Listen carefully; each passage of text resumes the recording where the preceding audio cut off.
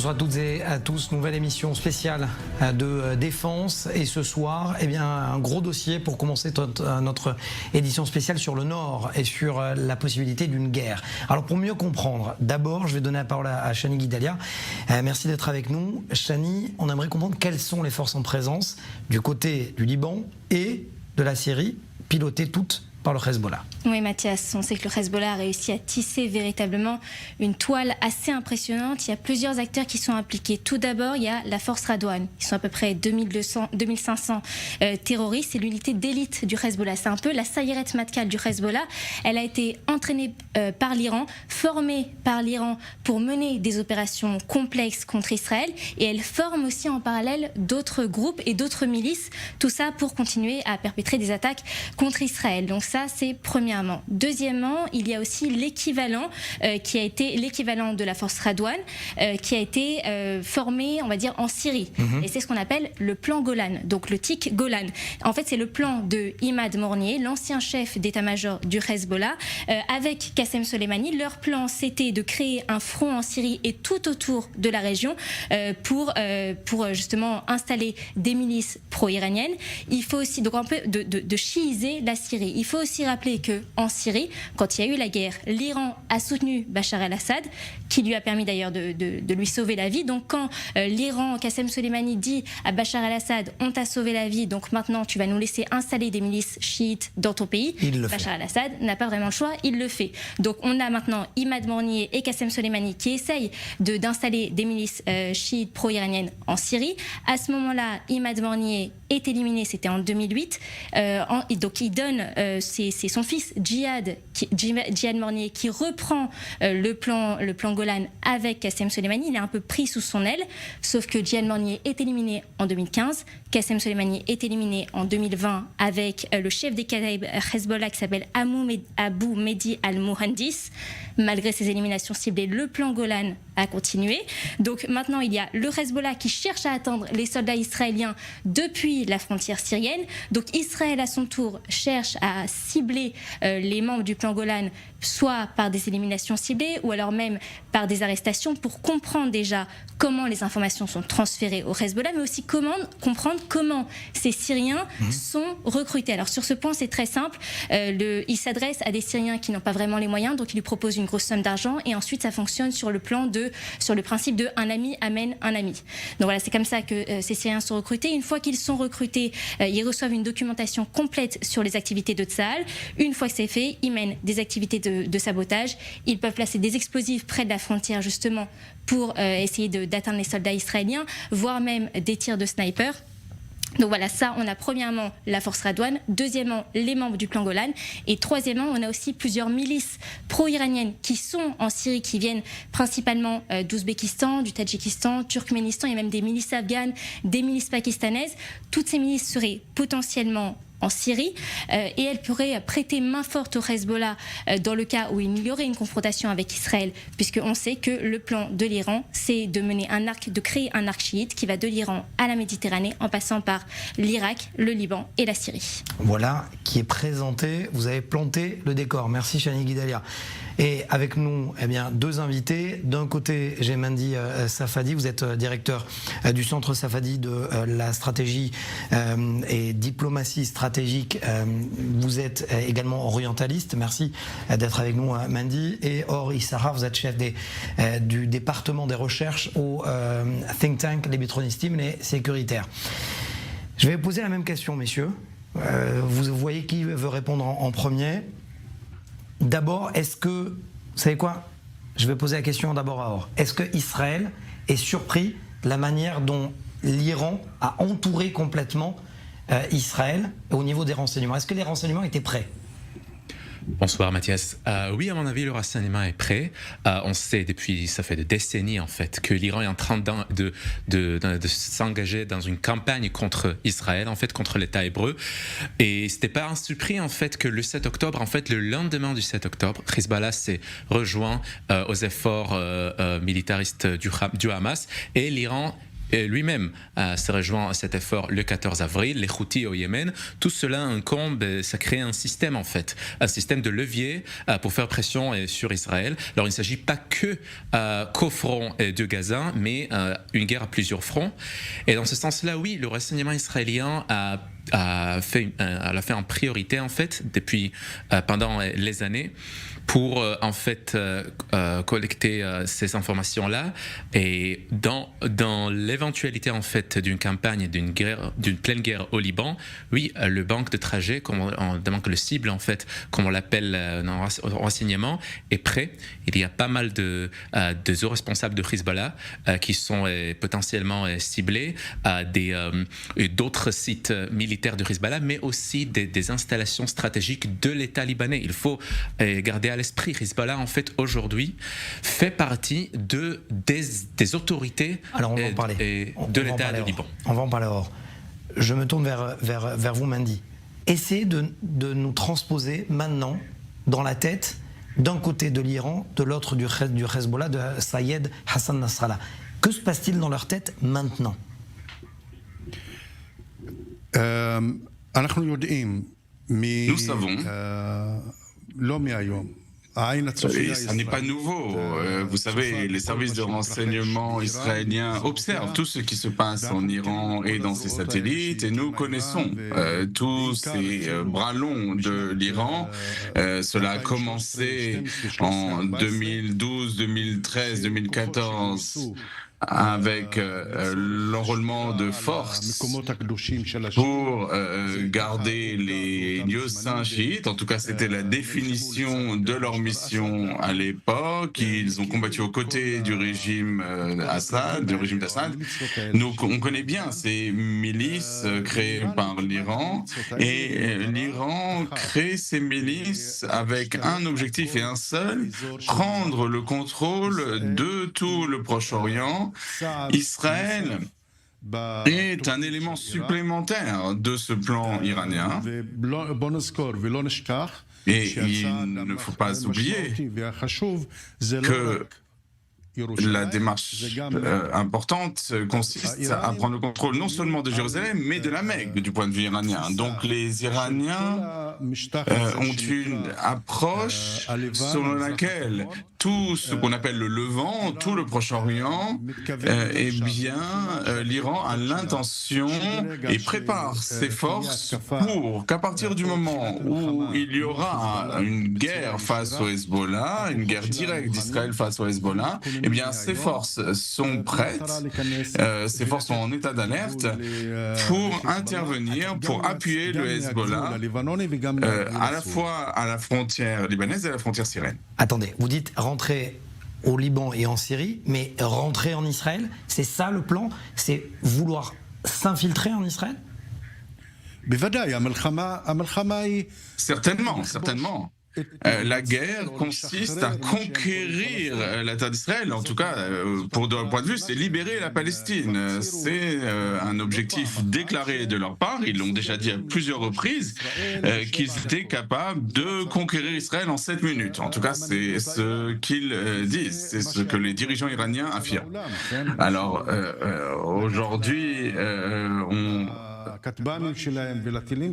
se moque d'eux parce qu'il a fallu près de 18 heures pour leurs drones et leurs missiles pour parvenir à Israël. Donc, donner ce chiffre de 7 minutes, c'est quelque chose qui est vu comme une plaisanterie par les autres pays. Mais, néanmoins, l'objectif... Alors, ils ont déjà commencé par conquérir l'Irak. L'Irak est sous contrôle iranien presque total aujourd'hui. La Syrie est contrôlée partiellement par l'Iran, et le Liban est là aussi complètement sous le contrôle iranien. Donc ils veulent entrer en Israël et continuer et créer ce croissant chiite. Moi, ce qui me dérange dans tout ce que vient de décrire parfaitement Mandy, or, que fait Israël? Qu'a fait Israël depuis 2006, depuis le retrait du Sud-Liban en 2001, depuis la fin de la guerre en 2006? On ne va pas me raconter qu'on ne savait pas. Vous avez raison, Mathias. En fait, Israël s'est préparé pour une guerre naturellement. C'est ça le rôle d'une armée. Par contre, j'ai l'impression qu'on a préparé le terrain pour une campagne. Par contre, je ne suis pas 100% sûr qu'on s'est préparé à l'échelle des menaces. C'est-à-dire, face à une menace, comme Andy vient de le décrire, à une menace d'invasion terrestre, oui, on s'est préparé des divisions et des forces sur frontières. On a fait une campagne en fait en 2018 pour bloquer les tunnels traversant en provenance du Liban vers le territoire israélien. Par contre, est-ce qu'on s'est préparé pour une guerre totale contre le Hezbollah, s'entrer pleinement dans une guerre contre le Hezbollah? Moi, je m'en doute. Et je doute cette proposition-là. Mais maintenant, ce qu'il faut faire, en fait, c'est dire la vérité au public. C'est-à-dire, le public sait que oui, Hezbollah tient un stockpile, un stockage de plus de 150 000 roquettes, missiles, drones offensifs. Et qui peuvent parfaitement se faire lancer vers Israël et des forces terrestres qui peuvent envahir Israël. Mais il faut dire la vérité, on a des forces de défense aérienne, on a plus de 2 divisions, 3 divisions. Or, tout va bien. On parle des forces de défense d'Israël. Ouais. Moi, je parle de forces d'attaque d'Israël. C'est-à-dire que la meilleure défense en général, c'est aussi l'attaque. C'est de savoir attaquer. C'est pas toujours savoir défendre. Alors, je vous assure qu'il y a des plans militaires pour attaquer le Liban, pour faire en fait un buffer, pour séparer le nord d'Israël et, disons, la fleuve de Litanie. Oui, ça existe. La question, qu'est-ce que ça veut dire répondre aux objectifs de la guerre? C'est-à-dire, pas la victoire total contre le Hezbollah dans ce cas-là, parce que sur ce point-ci, peut-être ce serait pas un peu ambitieux, mais définir des objectifs, par exemple, repousser le Hezbollah vers le profondément des territoires libanais. Par exemple, prévenir la menace d'invasion terrestre. Tout cela est possible. Et je dirais justement ça, c'est qu'Israël sera mieux servi si Israël va intégrer des forces internationales au-dessus des forces israéliennes qui vont assurer la sécurité du nord d'Israël. Sur ce point, je crois que Mandy, vous vouliez réagir sur la question de savoir qu'a fait Israël jusqu'à aujourd'hui et sur la double question que j'ai posée, à savoir, est-ce que quand on parle de défense, il y a aussi l'attaque et on a l'impression qu'en Israël, on l'a oublié justement, on l'a mis de côté. Israël fait beaucoup de choses. Israël a attaqué à de nombreuses reprises en Syrie et ces sites qui ont été attaqués en Syrie sont des sites stratégiques qui menaçaient directement Israël. Nous avons un problème néanmoins. Nous voyons que même après le 7 octobre, après ce massacre si terrible, eh bien, on a des réactions hostiles de pays occidentaux. Israël n'a eu aucune légitimité à attaquer ni au Liban ni en Syrie dans un autre pays. Si on pouvait attaquer pour empêcher le 7 octobre, eh bien, on l'aurait fait, croyez-moi. Mais Israël ne pouvait pas attaquer parce que le monde tout entier se serait soulevé contre Israël. Et nous voyons que même après le 7 octobre, cela n'a pas offert à Israël la pleine légitimité de se défendre et de ramener les otages. Mandy Safadi, vous parlez comme un Israélien. Ce que je vous demande, c'est de penser maintenant comme un Arabe. C'est-à-dire comme une puissance arabe, comme le Liban, comme le Hezbollah, comme la Syrie, comme l'Iran. Eux, ils n'ont rien à faire, ils n'en ont rien à faire de ce que pense le monde occidental. Ce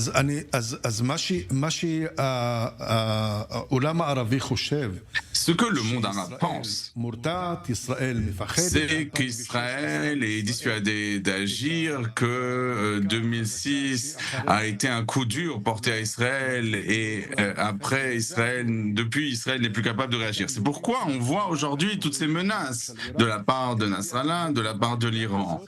Leur position est que nous sommes faibles et que nous ne sommes pas capables de combattre. À partir du moment où vous avez peur parce que vous avez un mort, alors que de leur côté, peu importe qu'ils sacrifient 100 000 personnes, c'est là que réside notre faiblesse. Notre faiblesse réside dans le fait que nous sommes trop humains et qu'on se soucie avant tout de nos citoyens, avant toute chose, et que nous prenons en considération le bien-être et la sécurité civile. C'est la première des considérations de toute décision gouvernementale. Vu du monde arabe, c'est une faiblesse. C'est pourquoi il exerce cette pression et on voit aujourd'hui que ce que Sinwar demande. Il demande des manifestants, il s'adresse directement aux manifestants israéliens et leur dit continuez à manifester, faites chuter le gouvernement et mettez fin à la guerre. Et c'est ainsi que vous libérez les otages, c'est ce que dit Sinwar. Et le premier accord sur la libération d'otages au cours duquel plus d'une centaine d'otages ont été libérés, pourquoi est-ce qu'on n'a pas eu d'accord depuis ? Parce que le Hamas a vu que les manifestants, en fait, lui donnent une force face au gouvernement israélien. Au lieu d'accuser le Hamas, on accuse le gouvernement israélien d'empêcher un accord. Et nous voyons que pendant que ce gouvernement, c'est un gouvernement de droite qui se bat pour la sécurité d'Israël, pour le peuple d'Israël, eh bien on voit la gauche qui demande par exemple au Congrès américain d'empêcher le Premier ministre de prononcer un discours devant le Parlement américain. Eh bien la gauche veut faire chuter le Premier ministre et tout ce qui l'intéresse, peu lui importe les otages ou autre chose. Tout ce qui intéresse la gauche, c'est de remplacer le gouvernement et de reprendre le contrôle d'Israël. Quand vous donnez au Hamas cette force, ces manifestations qui en fait soutiennent les positions du Hamas, eh bien le Hamas n'a pas besoin dans ce cas-là de conclure d'accord. Les Israéliens font le travail, la gauche israélienne fait le travail pour le Hamas, en tout cas c'est ce que le Hamas pense, et en fin de compte il restera un côté qui fera lever la victoire. J'aimerais vous faire réagir parce que c'est votre domaine de spécialité, la recherche et la recherche du renseignement. Est-ce que là, on ne s'est pas trompé de cible, justement, par rapport à ce que dit Mendy ? Oui, écoutez, c'est... D'abord, il ne faut pas tomber dans cette piège-là. C'est-à-dire, oui, on se trouve dans un pays démocratique où tout le monde a le droit de manifester. Je dis justement ce que l'ennemi voit. C'est-à-dire, l'ennemi voit graduellement qu'il y a une manque peut-être de cohésion nationale et des demandes, par exemple, de terminer la guerre. Ça, sans rien à voir avec le droit de manifester. C'est-à-dire, en général, je dirais que l'ennemi, en fait, a cité des textes qui sont entendus en Israël. L'ennemi, en fait, je dis par exemple, si je fais référence par exemple au leader iranien qui regarde les manifestants dans les campus, dans les universités aux États-Unis, en Europe, ils disent, moi je vous embrasse, je vous encourage. Tout cela, on voit bien que Sinwar et Nasrallah sont encouragés par cette manque graduel de cohésion interne en Israël. Mais je dirais ça, c'est en fait Israël, si Israël doit gagner cette guerre-là, et à mon avis, Israël doit gagner cette guerre-là. La cohésion nationale n'a pas le choix que gagner cette guerre-là. Vous avez absolument raison. Et moi, je crois fermement en fait que la cohésion nationale fait un composant vraiment sans équivoque et un composant et dans cet effort-là. Je dirais justement ça qu'Israël, vous venez tout à fait tout de suite de mentionner du stratégie. Et oui, en fait, en Israël, on s'est habitué en fait de penser de façon tactique et non pas stratégique. Et en Israël, si le cabinet pense 10 heures en avant, on l'appelle une stratégie. Alors que l'Iran et le Hezbollah, ils pensent 1000 ans en avant. Et je pense que c'est exactement la différence entre nous et eux, dans le sens que oui, il faut commencer à penser peut-être 10 ans en avant pour créer une région que tout le monde est réuni contre les forces radicales, l'Iran, Hezbollah et le reste. Ce que l'on appelle le temps iranien, ils ont le temps. Vous avez 30 secondes, Mendy, juste pour me dire si vous étiez maintenant capable de rentrer dans la Dahia, le quartier général de Hassan Nasrallah, vous direz que Hassan Nasrallah veut une guerre ou pour lui ça lui suffit cette guerre d'usure? 30 secondes. Nasrallah lui-même ne veut pas de guerre. Il a peur de la guerre parce qu'il sait quels seront les résultats de cette guerre. Cette guerre va mettre en ruine le Liban, mais aussi son organisation, le Hezbollah. Il connaît la puissance d'Israël, peu importe ce qu'il dit dans ses discours incendiaires. Je pense que plus on a des menaces, il fait entendre des menaces, plus en fait c'est une manifestation de sa peur. Et donc Hassan Nasrallah souhaite qu'il n'y ait pas de guerre et souhaite qu'Israël ne se laisse pas entraîner dans une guerre, mais de notre point de vue, en tant qu'Israéliens, nous n'avons d'autre choix.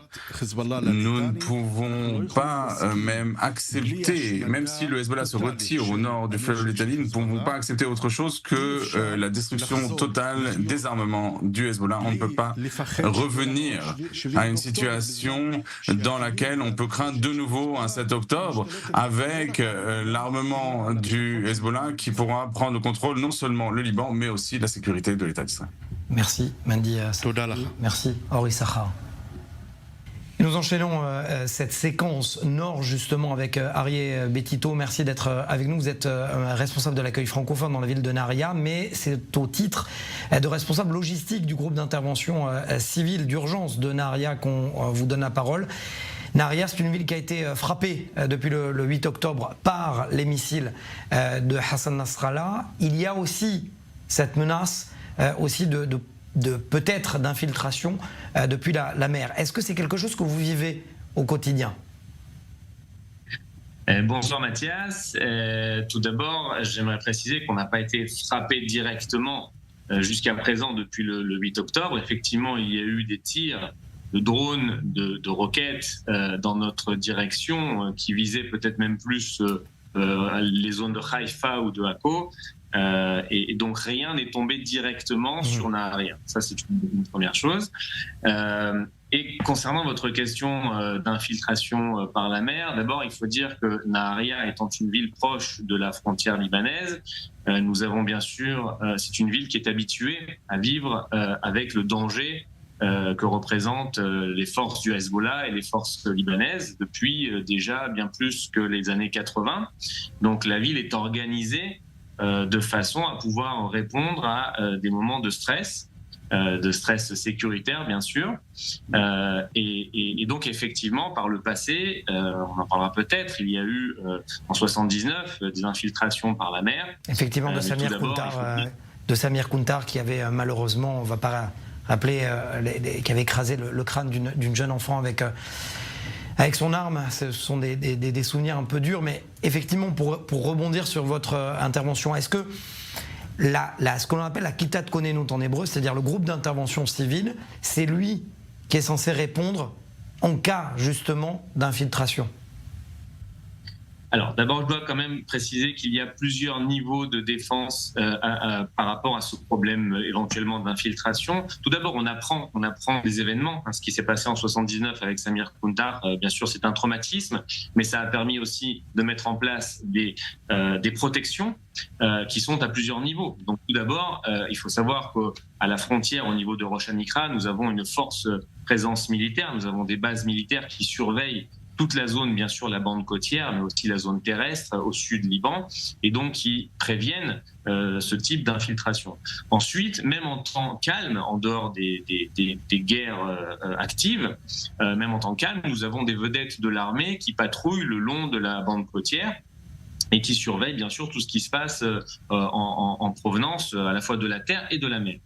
Et au-delà de ça, bien entendu, vous en avez déjà parlé dans vos émissions, donc je ne trahis aucun secret, nous avons des bases militaires qui sont très loin de Nahariya, qui, elles, surveillent avec des outils extrêmement perfectionnés toute la bande côtière et donc arrivent à détecter des infiltrations potentielles, parfois même très petites. Un nageur sera repéré déjà au sud Liban s'il essaye de venir à la nage vers Israël. Mais alors donc quoi, a déjà tout. Alors Arié Betito, donc à quoi sert, si vous pouvez préciser à nos téléspectateurs qui sont de France, qui ne connaissent pas ce système-là, un groupe d'intervention civile dans une ville comme Nahariya?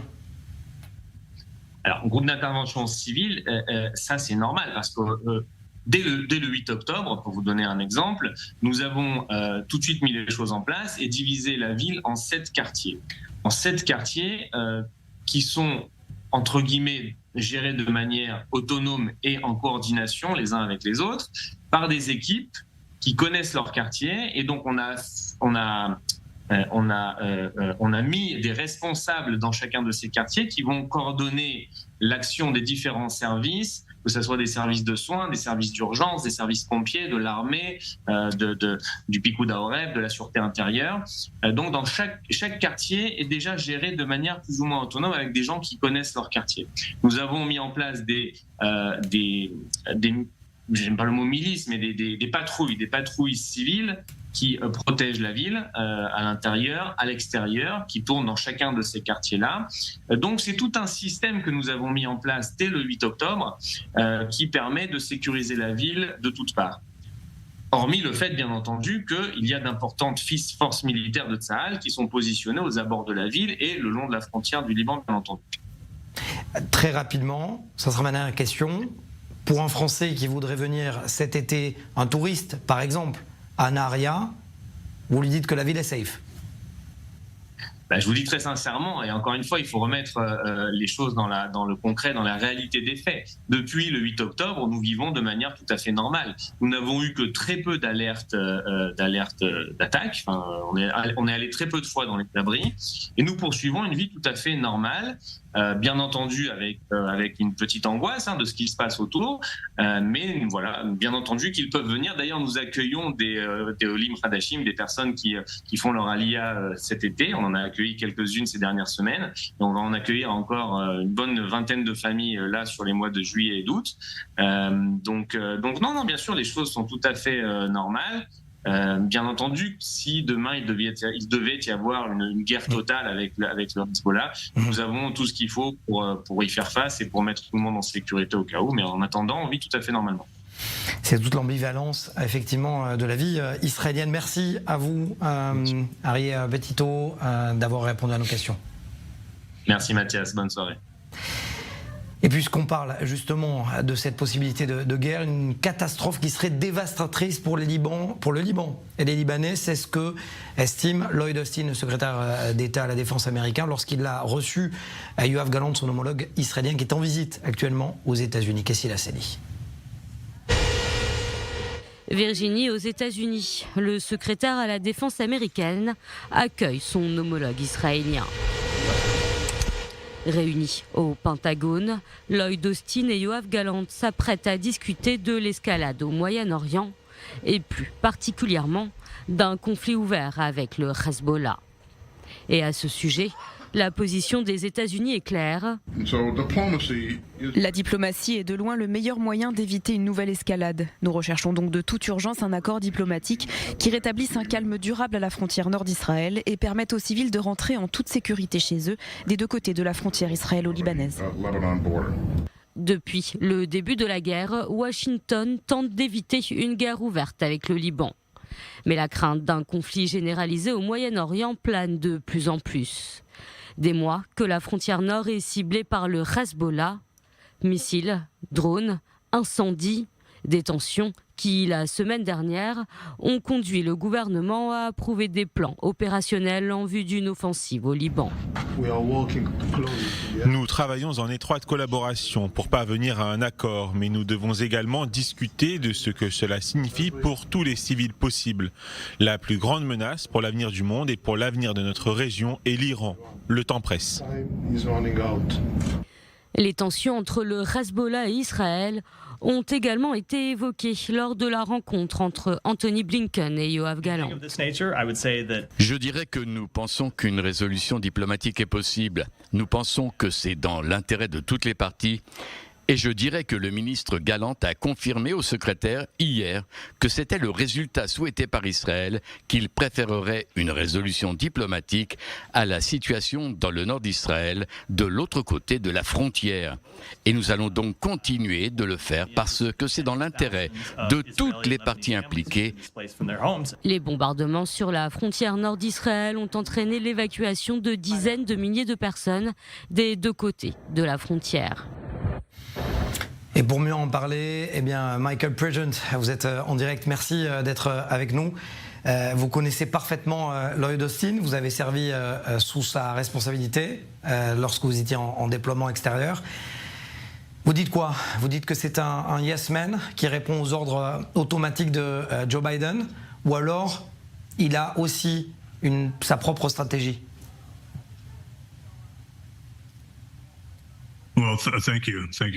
Merci beaucoup pour cette question.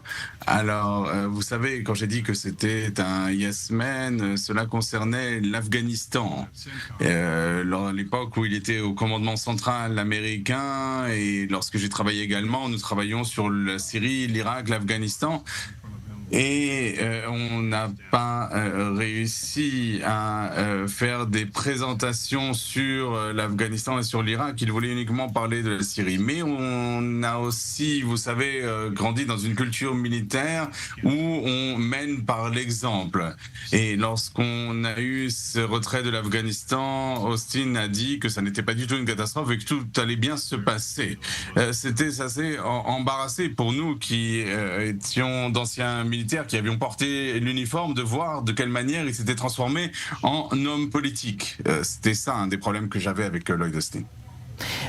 Michael Pregent, ce qui m'intéresse, c'est que les États-Unis, en début de semaine, ont dit qu'ils n'étaient pas capables d'intervenir pour faire face à la menace des missiles du Hezbollah, et en même temps, la respiration d'après, c'est de dire au Hezbollah qu'ils ne sont pas capables d'arrêter Israël dans une guerre contre le Hezbollah. On ne sait pas qui croire.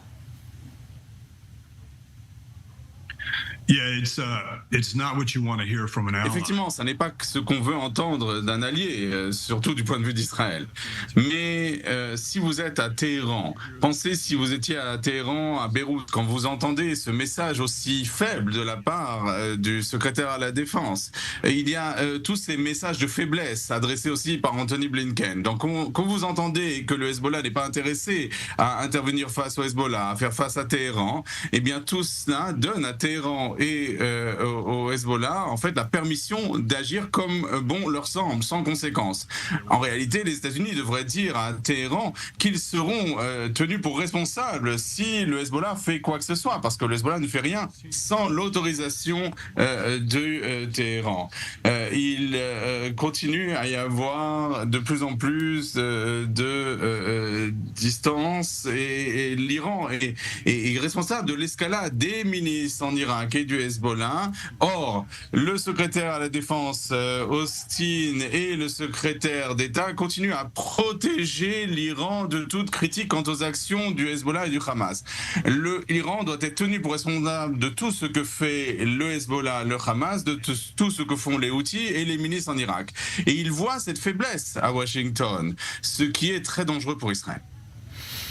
Ce qui est très dangereux pour Israël, mais en même temps, normalement, jusqu'à présent, dans l'histoire Michael Pregent, les États-Unis ont répondu présent. Que ce soit pour l'armement d'Israël en 1967 pendant la guerre des 6 jours, pendant la guerre du Golfe, et tout récemment face à l'attaque des Iraniens. Donc pourquoi ça ne serait pas le cas aujourd'hui ?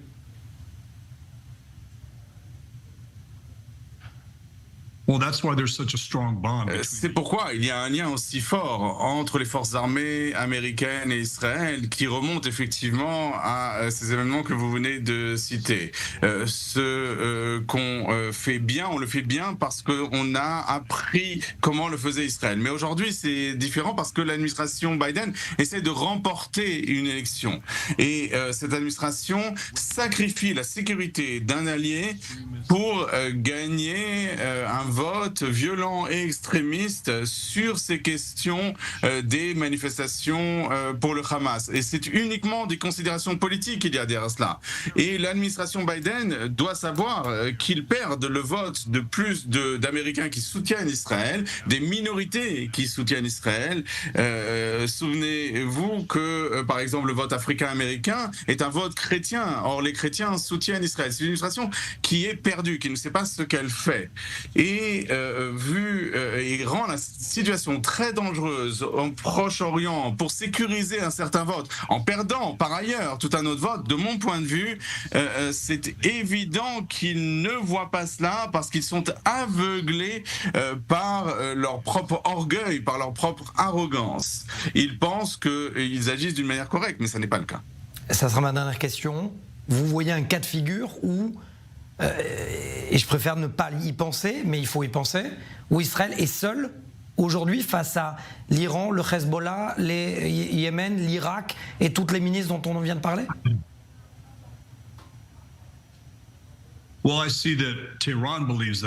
Je vois que Téhéran, en tout cas, en est convaincu. Ils pensent qu'ils peuvent faire tout ce qu'ils veulent d'ici les élections américaines. Ils vont faire tout leur possible avant ces élections. Et c'est pourquoi la situation est si dangereuse. Ce qui se passe maintenant, c'est qu'il y a des gens au sein. Il faut qu'il y ait des représentants des services de renseignement qui montrent ce qui va se passer dans 2 semaines si l'administration ne demande pas des comptes dès maintenant à Téhéran, si l'administration ne fait pas pression sur Téhéran pour retenir le Hezbollah. Il n'y a pas d'occupation au Liban, il n'y a pas de civils qui sont tués par l'armée de défense d'Israël au Liban. C'est en fait plutôt le Liban qui essaie de prendre le contrôle du nord d'Israël en tirant des roquettes. Merci Michael Purgent d'avoir répondu à nos questions, ancien officier du renseignement américain. Thanks. Merci beaucoup. Alors, notre journaliste de la chaîne anglaise d'i24 News est allé à la rencontre des étudiants américains qui s'étaient inscrits au college, à l'université américaine, et finalement, depuis le 7 octobre, ils ont décidé de tout laisser tomber et de s'engager dans Tsahal, plutôt que l'université américaine. C'est un reportage de Nicole Sedek. Nous savions tous que nous voulions venir en Israël l'année prochaine. Nous ne voulions pas aller tout de suite à l'université, alors nous avons fait une année sabbatique. Nous avons trouvé cela en Israël. Ces 5 étudiants américains ont décidé de repousser leurs études universitaires l'été dernier et de venir plus tôt en Israël pour participer à l'école militaire préparatoire de Five Fingers. Le but est de faire en sorte que les jeunes qui terminent la Mechina, l'école préparatoire militaire, aient un impact sur leur environnement et dans la société. Le but n'est pas de s'enrôler dans Tsahal, mais après 10 mois sur le campus, chacun de ces étudiants envisage de le faire et imagine déjà servir dans des postes clés de l'armée. Combat instructor. Special Forces. Commandos. Special Forces. Ce qui les a fait changer d'avis depuis le début du programme en août 2023 a été la guerre, qui a éclaté 2 mois plus tard. Le moment le plus important a été la guerre qui a éclaté en octobre, car c'est l'une des choses les plus importantes qui se soit produite dans ma vie et elle m'a vraiment aidé à comprendre ce que je voulais faire. Ma famille voulait vraiment que je revienne, mais j'avais peur que si je pars, ce serait un peu comme fuir la réalité. Tous ont choisi de faire face à la réalité et de mettre leur formation à profit. En tant qu'enfant ayant grandi au Canada, je ne connais pas ces types d'entraînement militaire, comme ramper dans l'herbe ou ces sprints que font les Israéliens. C'est donc un type de formation très différent auquel j'ai dû m'habituer. Notre but n'est pas qu'ils aillent à l'armée, mais en vivant avec ce genre de personnes qui parlent de l'armée, qui partagent des valeurs communes et de la façon dont ils peuvent influencer, ils se projettent beaucoup plus facilement. Je suis extrêmement fier d'eux. Il ne s'agit pas seulement d'aider Israël, mais il s'agit aussi de ce qui se passe chez eux. Tous mes amis sont à l'université maintenant, ils me parlent de ce qu'ils voient et je me dis que j'ai la chance de ne pas vivre une chose pareille. Vraiment, parce que je ne pense pas que je pourrais prendre ça personnellement. Je pense que c'est si proche de chez nous, même si c'est loin, parce que nous avions tous prévu de retourner à l'université et d'étudier. Et après avoir entendu tout ce qui s'est passé, mes amis m'appellent tout le temps et me racontent les histoires antisémites qui se sont produites. Et je pense que cela nous dit simplement que waouh, nous devons être là, nous devons aider. Choisir une zone de combat plutôt qu'un campus universitaire, c'est aussi comprendre les dangers auxquels il faudra faire face. Si cela signifie risquer ma vie, je le ferai. Et je paierai le prix pour que tous les juifs du monde entier aient un endroit sûr où vivre. 15 anciens élèves de Five Fingers ont été tués pendant la guerre, dont un qui a fréquenté l'école préparatoire l'année dernière. Cela montre vraiment quel genre de soldats cet endroit spécial, cette Mérina, construit vraiment. Ce sont des soldats très motivés, qui veulent vraiment le meilleur pour Israël, ce qu'il y a de mieux pour l'armée. Ils étaient prêts à sacrifier leur vie pour protéger ce pays. Je pense que cela fait partie de nous, quelque chose que nous devons faire. Ce n'est pas comme si nous étions obligés de le faire et qu'on se disait « Oh allez d'accord, nous devons faire ça et c'est aussi notre pays ». Non, nous sommes venus ici, nous voulions faire cela. Donc s'il y a une guerre, c'est notre responsabilité. Nous sommes tout à fait capables d'aller aider les gens. C'est ce qu'ils feront tous d'ici la fin de l'année, quand ils rejoindront officiellement les rangs de Tsahal et deviendront des soldats, des combattants à part entière. Vous avez reconnu également la voix de Shani Guidalia. Alors, il y a ceux qui restent en Israël et ceux qui sont aujourd'hui à Los Angeles. Il y a eu des violences en début de semaine devant une synagogue de Los Angeles où des manifestants pro-palestiniens, certains diront même anti-israéliens, sont venus narguer les fidèles et ensuite, eh bien, des railleries, on est passé aux violences. Regardez d'abord ce sujet préparé par Cassie Lasselli, on en parle juste après. Ces images se déroulent dans les rues de Los Angeles, devant la synagogue Hadass Torah. Dimanche, 10h45, devant le lieu saint, un rassemblement a lieu. Kéfiés autour du visage, ce sont des manifestants pro-palestiniens. À l'intérieur, un événement immobilier. Les manifestants empêchent les fidèles de rentrer. D'autres sont venus protéger la synagogue. Rapidement, la foule se déplace à quelques mètres et commence de violents affrontements.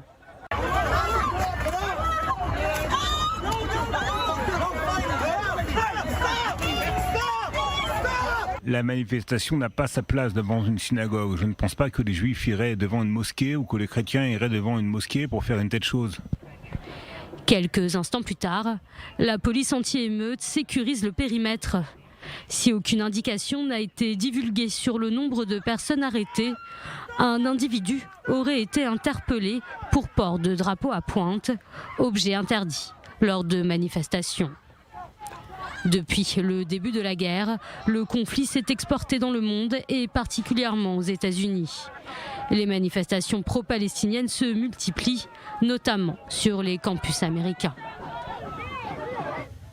Et celui qui est parfaitement bien placé pour répondre à ces questions, c'est le rabbin Yossi Elford. Merci de répondre à nos questions. Vous êtes le fondateur de Magen Am.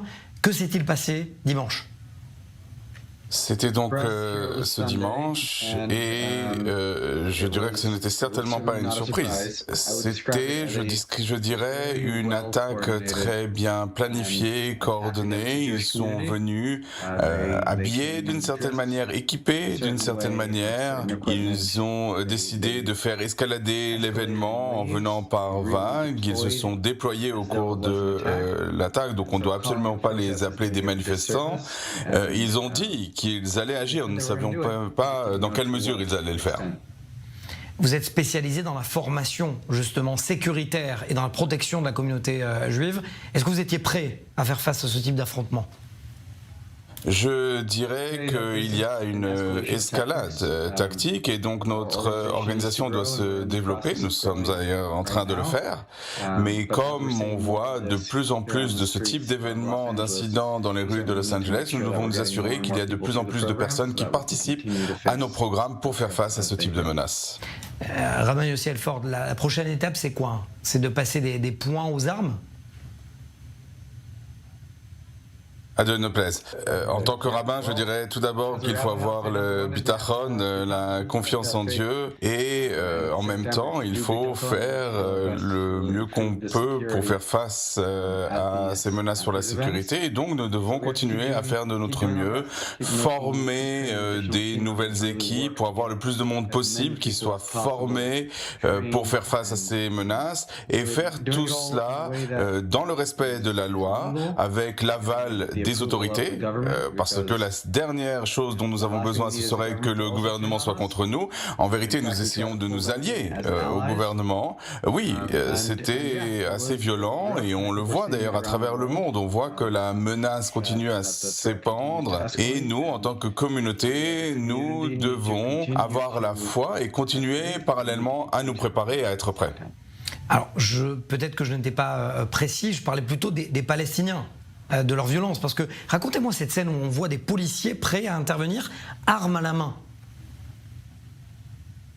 J'étais là pendant une partie de l'incident, je n'ai pas tout vu, mais apparemment on a dit que quelqu'un avait sorti une arme. On n'a pas trouvé d'arme sur la personne en question, mais effectivement la police pensait qu'il y avait quelqu'un qui était armé avec une arme à feu. J'ai vu ces tactiques et jusqu'à présent on n'avait pas eu une escalade à ce niveau. Malheureusement, il suffit qu'il y ait effectivement ce qu'on appelle un idiot utile ou quelqu'un qui ait accès à une arme pour que cela cause le chaos. C'est pourquoi nous demandons instamment au gouvernement de prendre ces menaces plus sérieusement. Les agences, les forces de l'ordre, nous attendons de ces forces de l'ordre qu'elles prennent ces menaces très au sérieux et pour déjouer ce type d'incident, mais nous comprenons bien que nous ne pouvons pas attendre du gouvernement qu'il résolve tous nos problèmes et nous devons aussi améliorer nous-mêmes notre faculté à faire face et à défendre notre sécurité. Vous savez qu'en Israël, c'est un petit peu la même chose, c'est-à-dire que la frontière entre criminalité et terrorisme est en train de s'estomper. Est-ce que vous ne craignez pas que les armes qui se trouvent entre les mains des gangs se retournent finalement contre la communauté juive ?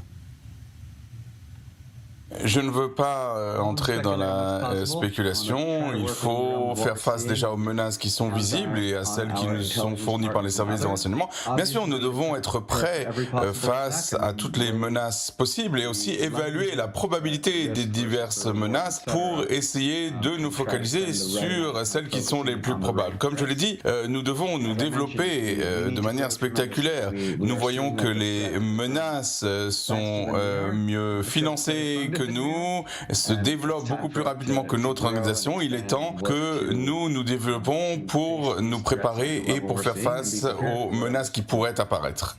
2 questions en une pour terminer. Est-ce que vous confirmez d'abord que vos hommes de Maganam sont armés pour protéger les fidèles? Et surtout, est-ce que vous estimez que cette manifestation, c'était une stratégie aussi de terrorisme? Concernant la première question, je vous dirais que nous avons des équipes qui sont armées. C'est important pour nous. Nous voulons nous assurer que nos équipes aient en tout cas les capacités minimales de contrer les menaces et les attaques.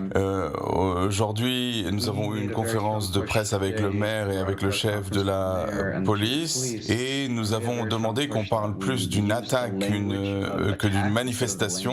Concernant les incidents de dimanche, le rabbin Cooper du musée de tolérance a demandé que le FBI définisse ces organisations comme des organisations de terrorisme intérieur.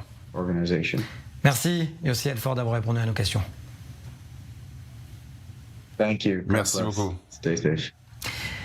On prend désormais la direction de Anna Papiashvili en France, à Paris. Merci de consacrer une partie de votre temps à Paris pour Défense. On est à un mois, Anna, des JO, et visiblement la France se prépare au scénario du pire.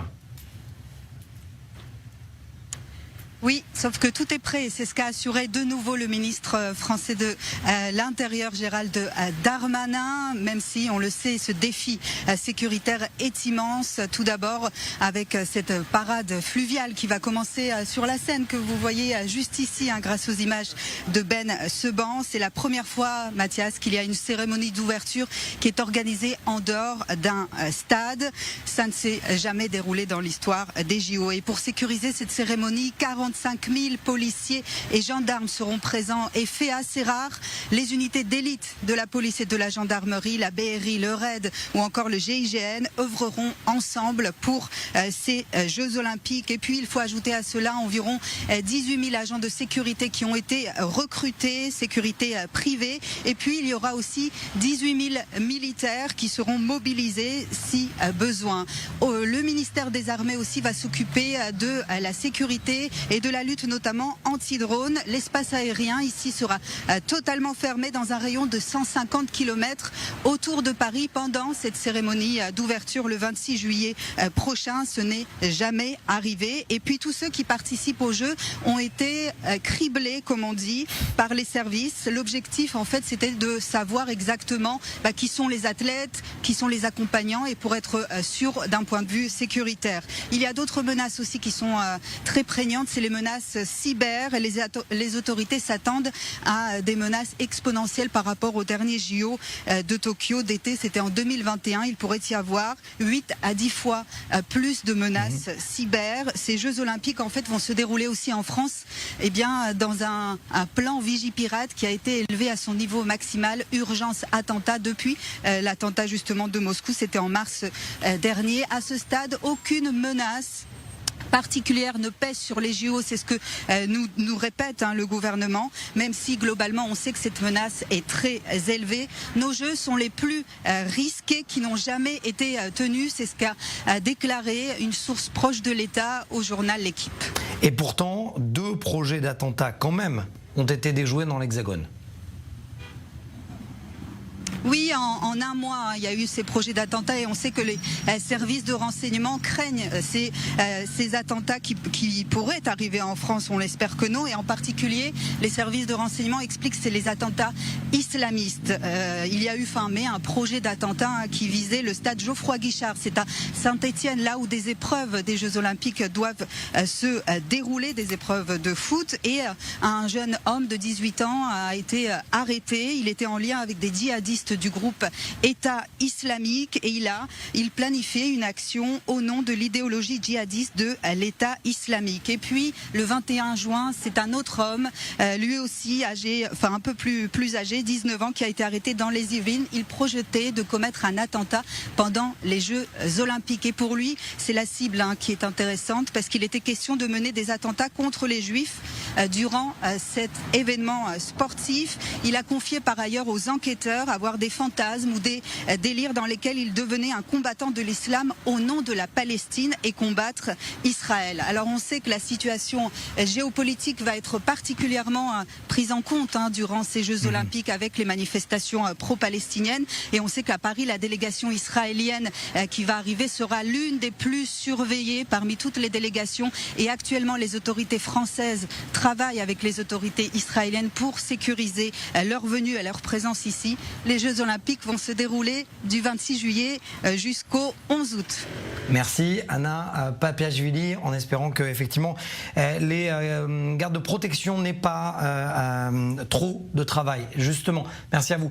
Alors en attendant, on fait le point aussi dans Défense sur une unité que vous connaissez tous et toutes, et pourtant cela fait du bien de revoir toutes leurs opérations, notamment dans la bande de Gaza. Le Yamam, l'unité antiterroriste de la police israélienne, qui a réussi à découvrir et sauver des otages. Regardez, Eric Fendler.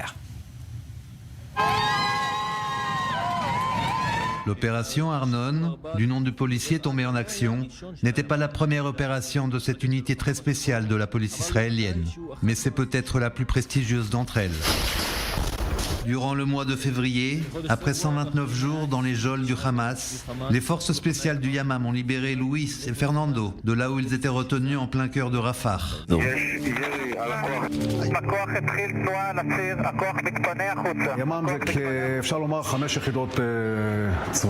Le Yamam, on peut dire que c'est le top de ce qu'il peut y avoir. C'est un véritable porte-avions avec tous les moyens possibles et qui sait remplir toutes ses missions.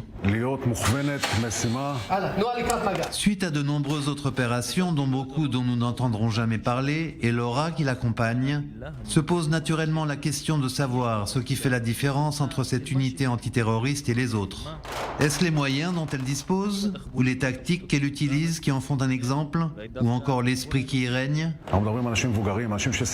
Les combattants sont des gens expérimentés et déjà d'âge mûr. Ces hommes ont fini des carrières dans les meilleures unités d'élite comme combattants ou officiers. Et une fois arrivés chez nous, ils mettent leur grade de côté et recommencent tout à zéro. Cette expérience est un plus énorme pour l'unité et pour la chaîne de commandement.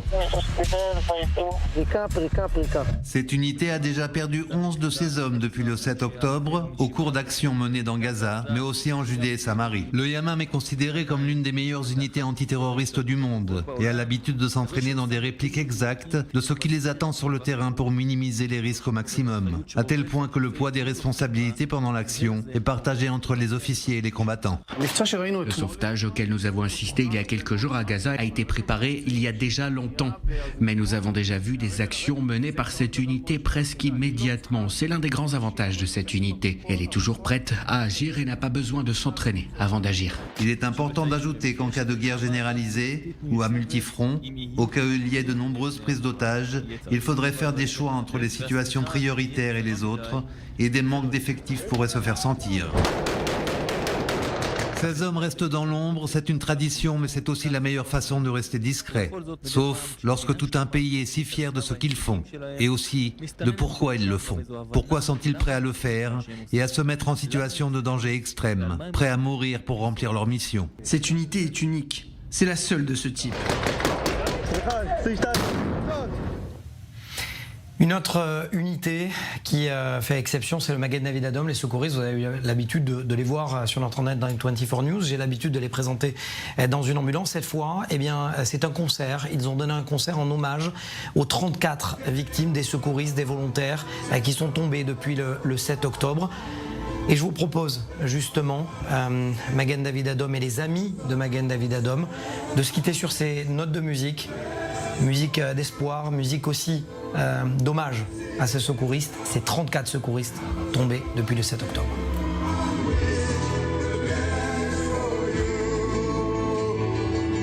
This is the house of Hashem.